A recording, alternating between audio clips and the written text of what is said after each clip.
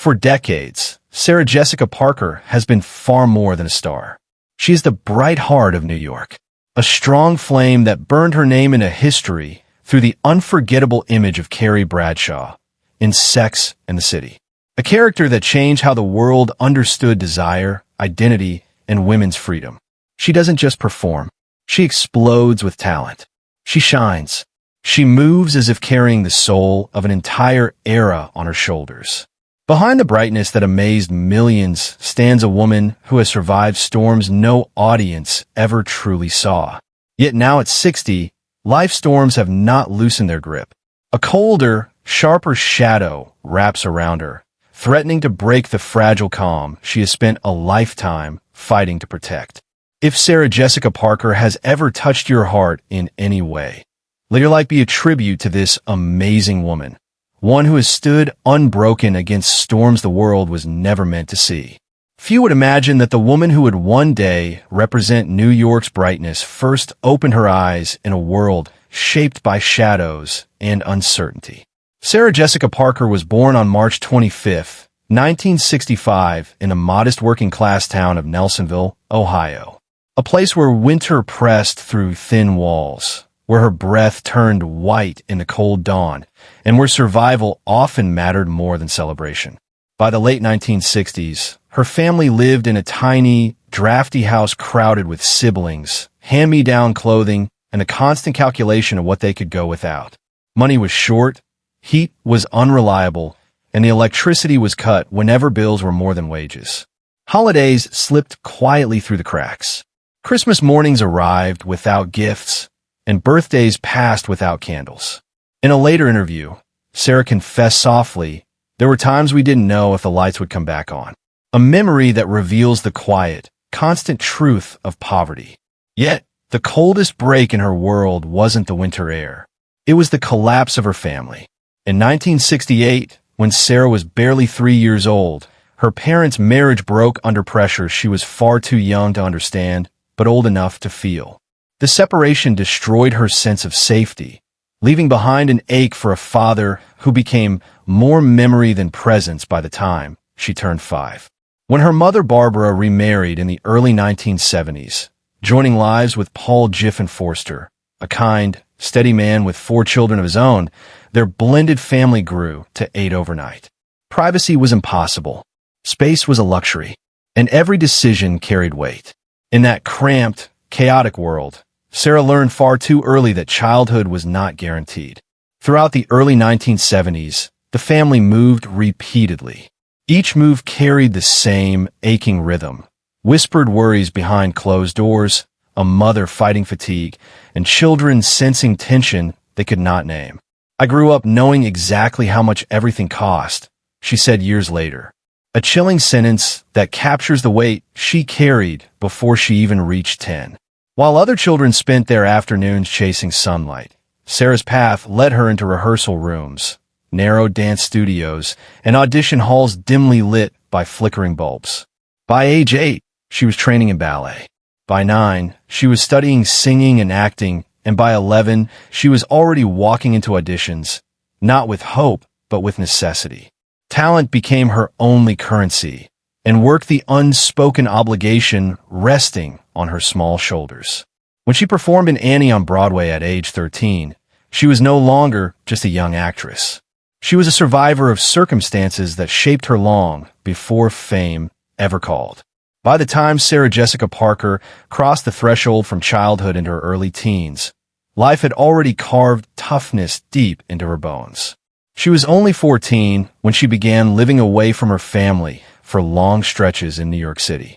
She attended the professional children's school, balancing textbooks and scripts. But for Sarah, it wasn't glamorous. It was exhausting. She woke up before sunrise, studied on moving subways, and completed homework in the faint glow of backstage mirrors.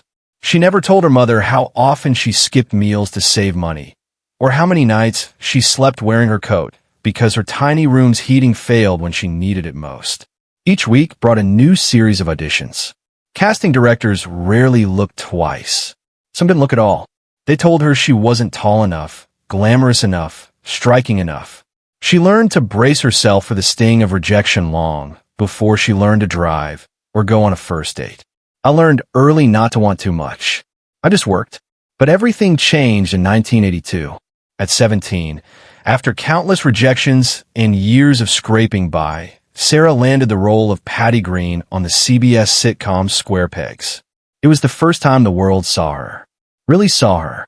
After years of feeling not enough, she suddenly realized that her uniqueness was her strength. By 19, in 1984, she appeared in the hit film Footloose alongside Kevin Bacon. These projects mark her change from a young girl fighting for space in audition halls to a rising actress Hollywood could no longer overlook. If Sarah Jessica Parker's early career had been a steady climb against gravity, then what followed was nothing short of an explosion, a burst of fame so fierce and blinding it threatened to swallow her whole. In 1998, at 33, she stepped into Carrie Bradshaw and unlocked a cultural phenomenon that rewrote television history. Sex and the City wasn't just a series. It was a massive shift. Over 6 seasons and 94 episodes, women saw pieces of themselves in Carrie's hopes, wounds, friendships, and fumbling stumbles through love. But while the world embraced Carrie with open arms, Sarah was silently fighting a battle that no script could cushion. 14 to 16-hour workdays blurred into one another. Her feet blistered inside fancy shoes, and exhaustion wrapped around her like a second skin. There were nights, she later admitted, when I wondered if anyone realized how close to empty I really was. Magazine covers celebrated her, yet the tabloids carved into her appearance with surgical cruelty. Some days, she confessed, the attention felt less like love and more like a storm I couldn't outrun. Then came the movies. In 2008, Sex and the City, the movie, stormed the box office with $415 million. In 2010, its sequels still earned $294 million. These films pushed her earnings to around $250 million, crowning her one of the highest-paid actresses of all time. In 2021, she returned in, and just like that, her rise to the top was extraordinary, but never effortless. It was born from hunger, carved through rejection, strengthened by exhaustion. Sarah Jessica Parker did not simply become famous. She constructed a legacy from the bones of every hardship she once survived. But Sarah's ambitions didn't end with television lights. In 2007, she poured her vision into the fragrance Lovely. It became a global success. In 2014, she launched the SJP collection, a handcrafted luxury footwear line whose sales climbed toward $25 million a year. Yet even for someone as accomplished as Sarah, success was never absolute. In 2011, she and Matthew Broderick purchased a townhouse for $19 million and were forced to sell it at a painful loss. For a woman who had once lived through childhood scarcity, the sting of misjudgment cut deep. But perhaps that is what makes Sarah's journey so deeply human. She built empires and watched some pieces crumble. Yet through every detour, every misstep, she kept moving. Creative, determined, undeterred. There are storms in Hollywood born from broken bonds. For nearly 20 years, the world believed that Sarah Jessica Parker and Kim Cattrall were the unbreakable heartbeat of Sex and the City. But beneath the glamour, the reality was far more fragile. As Sex and the City exploded in the late 1990s, Sarah was not only the face of the series, but eventually became an executive producer. Her salary rose accordingly. Kim felt overshadowed, not in talent, but in compensation and recognition. Tension simmered silently. By the time rumors swirled about a third movie, the divide had stretched too wide. But the true breaking point came in 2018. Kim's brother Christopher passed away unexpectedly. Sarah reached out publicly with condolences. But for Kim, in the depths of mourning, it struck a raw nerve. Her public response tore through social media like an explosion. "I don't need your love or support at this tragic time. You're not my friend." For Sarah, who had spent years refusing to speak ill of Kim, the words cut deep. And yet Sarah did not strike back. She offered only a quiet truth. "I am heartbroken." In the years that followed, the two actresses drifted onto separate paths. Sarah forged forward with the same toughness that had carried her through every hardship of her life. Even now, Sarah remains unwavering in her grace. She speaks with warmth, avoids blame, and chooses compassion over conflict. Some heartbreaks linger as echoes from a past so distant their shadows never fully leave you. It was 1984. She was 19 when she met Robert Downey Jr. What began as a spark ignited into a love so bright it felt like destiny. They were young, broke, hungry for art and affection. For a while, that love was everything. But as Robert's fame accelerated, so did the shadows trailing him. Sarah found herself trying to hold together a man unraveling at the seams. "I thought I was holding him together," she would later confess. By 1987, the cracks had widened. Nights became a ritual of worry. And then came 1991, the year she finally broke. 7 years of loving him. 7 years of fighting for him. Their goodbye wasn't a storm. It was heartbreak in its quietest form. When she stepped into the New York air, it felt like stepping off a cliff. Years later, she would say, "I don't regret loving him. I regret thinking I could save him." It took 6 long years for Sarah's heart to beat evenly again. And then Matthew Broderick entered her life. Not with fireworks, but with softness. In May 1997, they married in a small, intimate ceremony. When Sex and the City exploded on a television in 1998, fame wrapped itself around Sarah.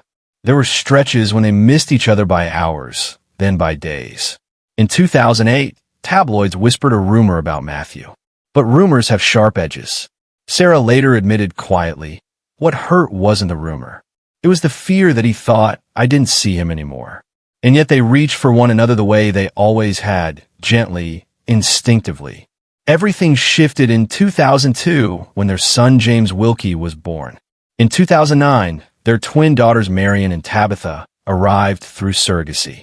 Now, after 27 years of marriage, their love carries the warmth and weight of a home built plank by plank. In the fall of 2022, Paul Jiffin Forster, her stepfather, took his final breath after a brief illness. For the world, she was an icon. But in that moment, she became a little girl again. Paul had entered her childhood quietly, repaired its broken seams, and loved her into wholeness. He worked multiple jobs to keep their blended family of 8 afloat. When his hand finally loosened in hers, the world collapsed into a silence so complete she felt time itself pause. Today, Paul lives in her work, in her parenting, in the way she teaches her children courage and kindness. And just as Sarah was learning to walk through the world without Paul, grief circled back. In September 2021, Willie Garson lost his battle with pancreatic cancer. To the world, he was Stanford Blatch. To Sarah, he was family. Willie wasn't just a castmate. He was the calm soul on set. When the call came that he was gone, Sarah felt something inside her collapse. At his memorial, Sarah cried with a depth that surprised even her.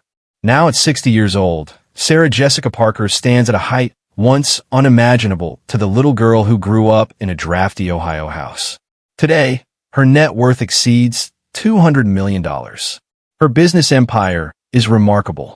Lovely, the fragrance she launched in 2007, sold millions of bottles. Her footwear brand generates $25 million a year. Despite the glamour, her present life is rooted in meaning. Her twins are now teenagers. Her eldest James Wilkie calls her before every milestone. Because she has lived through scarcity, she gives generously. She supports children's hospitals, arts programs for underserved youth. To her, success has always been a responsibility. Sarah Jessica Parker is not just a woman who built an empire. She's a woman who built a life shaped by poverty, but not defined by it. She walks forward carrying her father's memory, her children's laughter, her husband's steady devotion. So if her journey has ever touched you, let your light be a quiet tribute to a woman who built her light from darkness.